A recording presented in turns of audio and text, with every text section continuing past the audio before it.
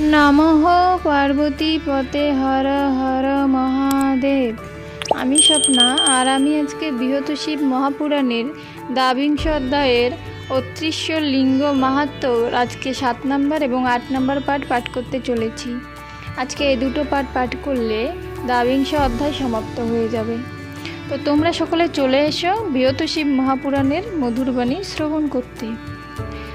শ্লোকটি হলো, কীর্তাপি সুমহৎ পাপম রুদ্র মভর্জয়ন্তী যে মুচ্যন্তে পাতকে সর্বে পদ্মপত্র মীমাংসা।